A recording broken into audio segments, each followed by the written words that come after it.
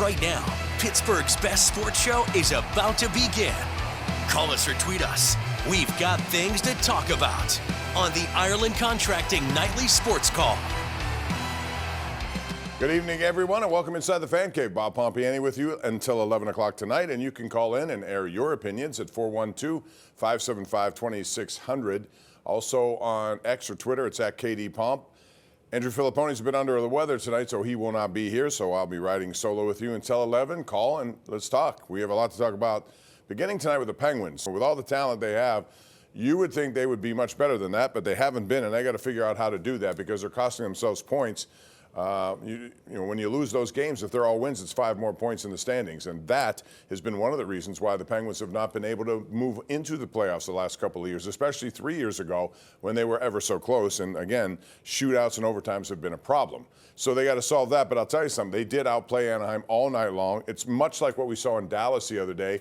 The Penguins had the lead late in the game. They gave up an empty net goal and then lost that game in a shootout. They have played very good 5-on-5 hockey. They're still among the leaders in NHL power play goals. But, man, you can't let that happen at the end of the game. I mean, I tweeted this out, and I wonder what are the probability win totals or numbers when the Penguins had a 3-2 lead late in the game, 17 seconds left, to face off in the offensive zone. Right, so they have to go the length of the ice, 17 seconds, and they're shorthanded. And somehow, some way, they just push the puck to the net. Carlson should have taken Seneca out of that play altogether. Instead, he goes down and goes off of him, and that's how it gets to a shootout. So we'll talk about that at 412-575-2600. Penguins also put Evgeny Malkin on injured reserve today. He's going to be out a couple of weeks, you would think, with that one. And they're all also without Ricard Raquel, who's been out several times. They did get Justin Brazeau back into their lineup. So, you know, some injuries here and there. We'll get into more of that as we go along. Also today, the Pirates reportedly offered Kyle Schwarber 4 years, $120 million. That's $30 million a year. Good for them if it's true. I don't know if it's true, and quite frankly, I hope it is true. And if it is true, and they missed out because they wouldn't go one extra year, which the Phillies did, and they got him for 5 years, $150 million.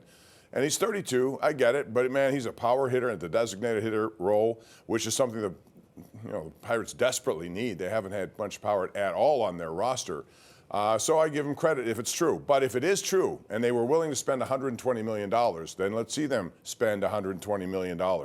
Let's see them go out and sign a couple of other guys, maybe not for $30 million a year, but $20 million a year.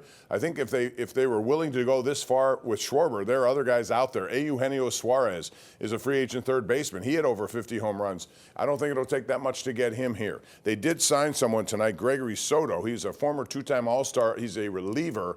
And a guy I think the Pirates get for over $7 million. A quality guy for your bullpen for sure, but they need bats. Make no mistake about it. 412-575-2600. Also want to get your take on the Steelers and the Dolphins coming up on Monday night, where the Steelers have won 22 consecutive home Monday night games. Can they do it against the Dolphins, who may be the hottest team in the NFL right now? And they've changed the way they've played. It's Devon Achane who's doing most of the damage on the ground. They've kind of taken a lot of the responsibility away from Tua Tagovailoa, who leads the NFL in interceptions, and that may be one of the reasons why. So we got a lot to talk about. We'll open up the phone lines right now. Call us at 412-575-2600. It's the Ireland Contracting Nightly Sports Call. We're live 7 nights a week, KDKA Plus, and on most nights, 93.7 The Fan.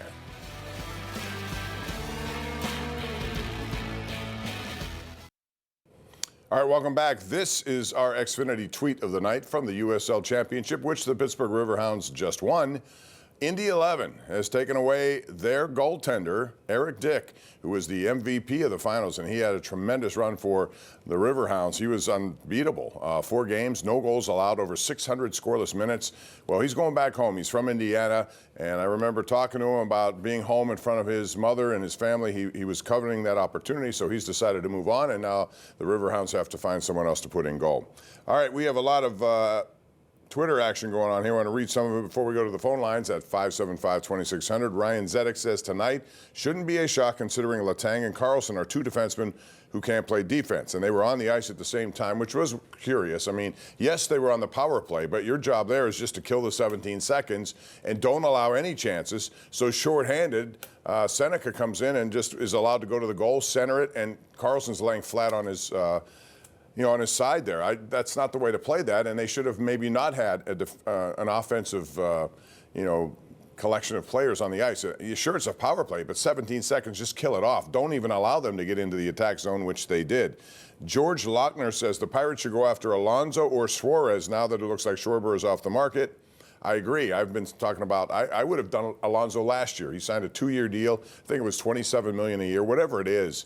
That guy can hit 40 home runs and hit 300 as well. I would do that. Thank you for that at KD Pomp. And we have Philip Marlowe, who says 65 and 58 should not have been on the ice. And again, I think that was their own. Dan Muse has done a lot of great things. And this team played extremely well tonight. They were the better team by far, and yet they only get 1 point out of 2. And I think that was a decision he'd like to have back.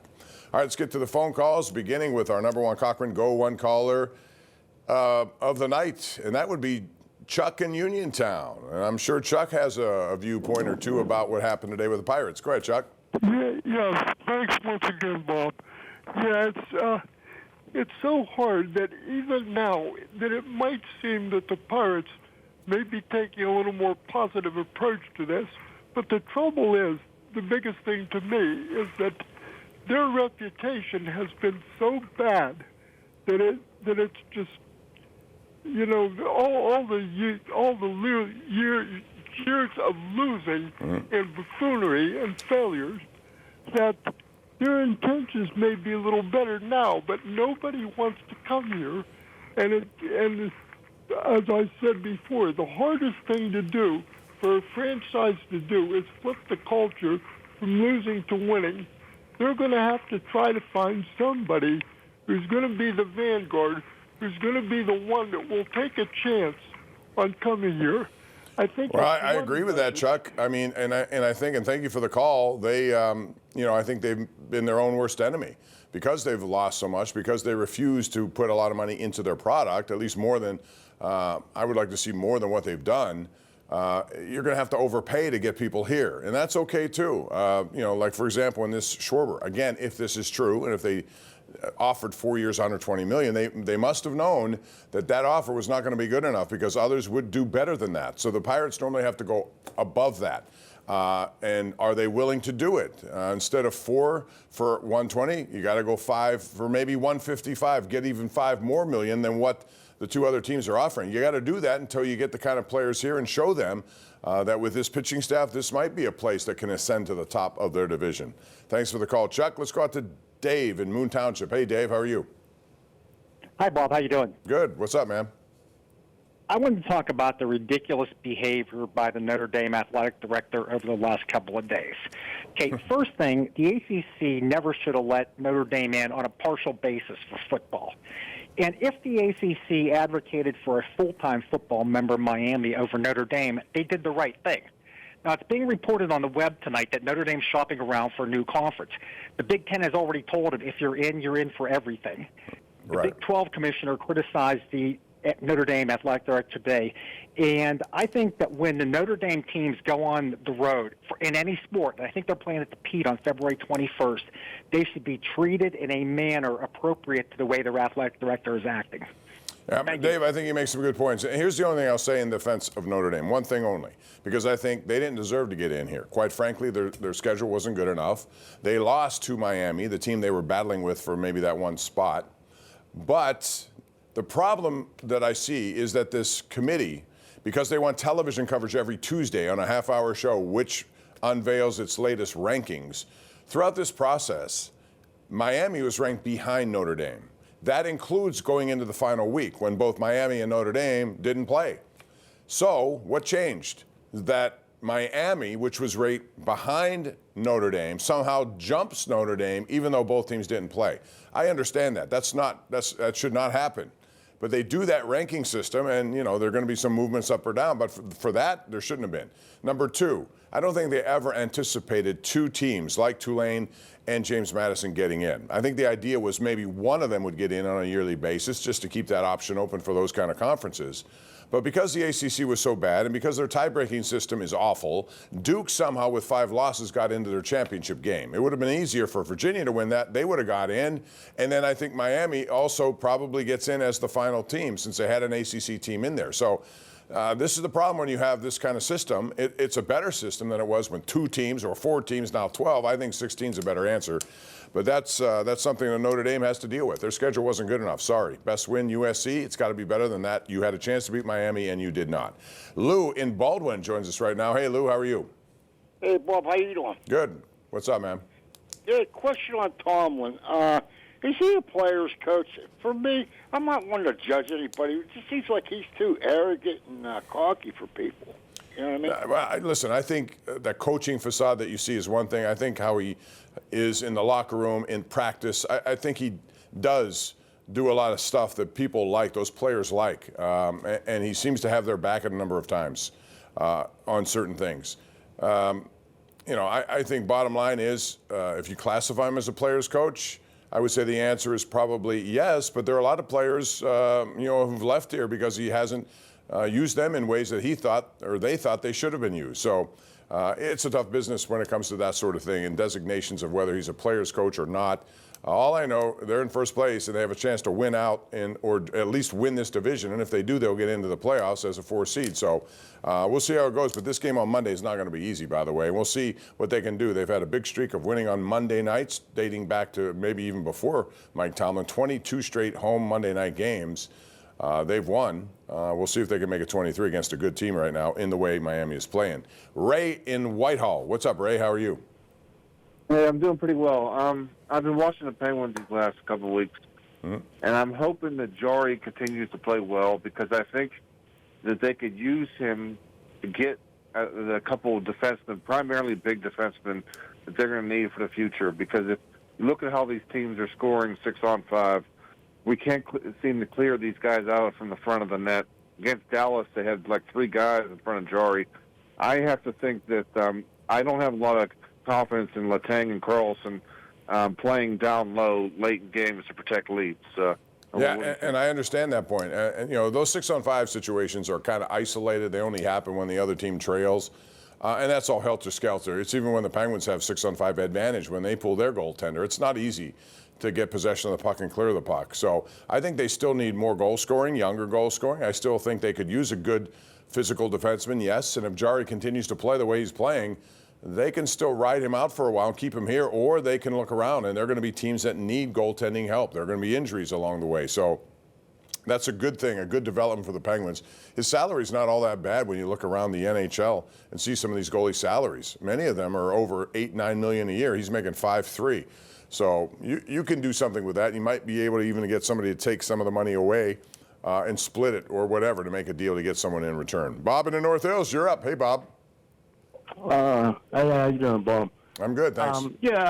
That's good. I just wanted to talk about the Pens and the Pirates. They seem like the same kind of team, Meaning like what? The Penguins are falling down the crapper just like the Pirates have been doing. I wouldn't say that. Pirates have been the way they've been for a long time. And they've had a lot of number 1 picks. They've had a lot of top 10 picks. This year they're going to get the 5th overall pick. That was just announced today in the lottery. So they'll have a 5th overall pick. They should get a premium prospect at that point. Penguins are, they've just gone through a little bit of a 3-year funk here where they have kept themselves out of the playoffs by missing opportunities, again, overtime and shootouts. They haven't been good at it. They left points on the table. They're also going through a transition here. I think they're in a much better situation than people would have thought. Dan Muse has instilled a very good 4-line philosophy. He's not afraid to use young guys. They got a line that I think is one of the better young lines in the game right now, and that is Koivunen on a line with Ben Kindle and Rutger McGroarty, and that line is kept together. He's also not afraid to use guys like Kindle, who's 18 years old, penalty killing, and on the first unit of the power play. He's doing stuff that Mike Sullivan had not done. So I think there's some guys. There's a guy in Michigan right now who's also number 1 pick for them, who's been outstanding. He'll be here probably next year. Harrison Brunick is now playing for the Canadian World Junior team. He'll be here next year at age 20, and he was here at the beginning of this season. You saw him. It looks like a pretty good. So they got some young people on the rise, and that's a good thing. Pirates need to find more hitting on the rise, and they haven't been able to do it in their selections or in their development of the guys they already have. All right, we're going to take a break. It's 412-575-2600. And again, this show is on 7 nights a week. We're right here on KDKA Plus and 93.7 The Fan. We hope you make your nights a part of us.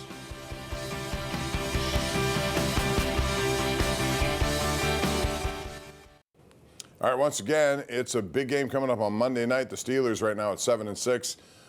And Miami, a team that's won 4 in a row, and they've done it with a revitalized running game led by Devon Achane, who's averaging like 7.2 yards per run over the last 4 games. And they've decided to just go at people that way.